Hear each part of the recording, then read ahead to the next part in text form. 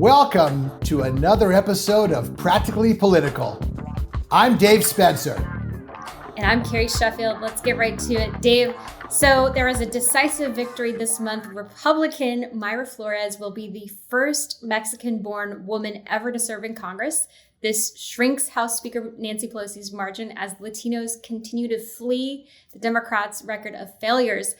And then just speaking of, other historical firsts with the Republican Party, first Black male and female secretaries of state, first Asian American Commerce Secretary Republican. So many firsts, the list could go on. And then you've got the fact that nearly 160 million people from outside the United States, which includes tens or maybe even hundreds of millions of Black and brown and Asian people outside America saying they want to come here. Many of them risk their very lives. This seems to me very compelling evidence that relative to anywhere else on the planet, America is a shining example of racial equality. We certainly have much further to go, but America is not a racist country, according, despite what the left says. So I guess my question to you is, why does the media keep allowing the left to perpetuate the lies about race? We got the 1619 Project, we've got critical race theory. Why doesn't the media and the left, and why can't Republicans do more? And what advice would you have for Republicans on this issue? And just to say, let's be real here. Well, first of all, you say 160 million Black, brown, and Asian people that want to come here. I don't recall them being welcomed with open arms by the Republican Party. But this is something that we've talked about before, Carrie. And this is something actually where you and I are in many ways on the same page. I have said, just to take a step back, because there was a lot to unpack in your question/statement there, but I do think that, and I've said this before, and I'll say it again, in 2018, Democrats focused on areas where there's very little daylight between Trump voters and them. Kitchen table issues people care about, jobs, the economy, healthcare, education. In 2020, it was, defund the police, Green New Deal, Medicare for all, confiscate guns. That's not what people want to hear. And Latino voters and Black voters are more pragmatic. They're more socially conservative. And frankly, they don't care about reparations. They care about crime in their community. They care about opportunity. They care about education for their kids. They care about getting decent healthcare. In other words, they care about the stuff that everyone else cares about, right?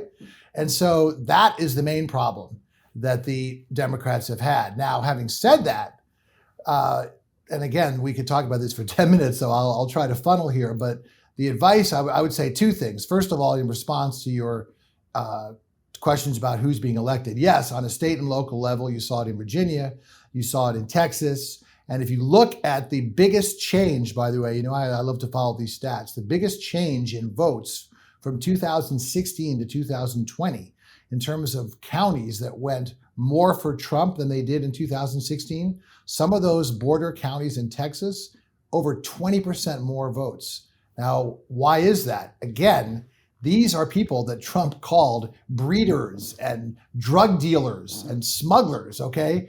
The reason they're not running to Republicans, they're being repelled away from Democrats, okay? So, and this is a huge opportunity for the Republican Party, because when you think about Latinos, the three of the things that matter most to them are entrepreneurship, self-reliance, and family. Those are supposed to be Republican bullet points. But because of the harsh anti-immigration stance, and because of people like Trump who have gone out of his way to make foreigners feel unwelcome here and trash on immigration, which is the best thing we have going for us demographically, there's been a big hesitancy. And that's why you see a lot of improvements on the local level, but you don't see much improvement on the national level. And you have, as I've said before, you have one party that's feckless and incompetent and one party that's authoritarian and frankly right now cannot be trusted with governing. And so that's why I think things are in such a dire shape politically in the US. Follow up? Well, I agree with a lot of what you said, but not all of it. I think that the difference between legal versus illegal immigration was the point that Trump was making. And there is a lot of crime, and there is a lot of human trafficking and gangs. He cut back on all kinds of immigration, Carrie, come on.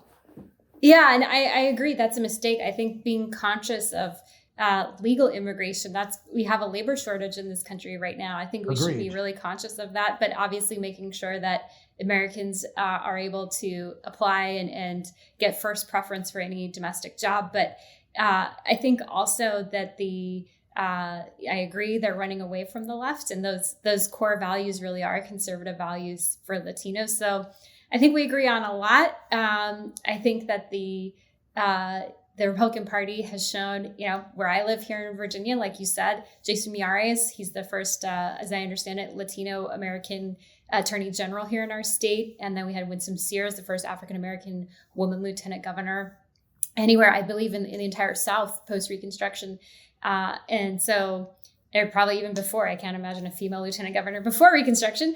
But no, I think that this is nice to find an area that we agree on. I think that the messaging, though, is that Republicans should stop going on like defense. And that's maybe, wait, do you agree with me on that? That we shouldn't be conservatives, Republicans should not be on defense on these issues anymore. I think the time for that has passed. Well, when you say defense, a lot of times the Republican Party is on defense is because the party has dug itself into a hole, thanks mainly to a lot of the harsh and divisiveness from Donald Trump. And I would also add that when you look at gains that are being made, remember, I emphasize this is on the state and local level. Other than Tim Scott, how many people of color occupy national positions in the Republican Party? Governors, senators, very, very few. And that's where a lot of the problem lies. And I think that, yes, there's an opportunity because I do think that the Democrats have not served the interest of a lot of minority voters. And I think a lot of the policies, particularly you really notice this when the teachers unions, when kids don't go back to school, it's poor kids that get screwed, right? It's not rich white kids. So this is where there's a real opportunity. But I think, again, if Trump is not the nominee, and I think someone, particularly if it's someone like Ron DeSantis, who, because he's from Florida, which is an immigrant state, has to be more sensitive just by demographic necessity. Look at the best performance ever by a Republican president was George W. Bush in 2000. He got 44% of the Latino vote. And yes, that's great. But if you're a governor of Texas, you have to be that way, right? Because so much of it is your constituency.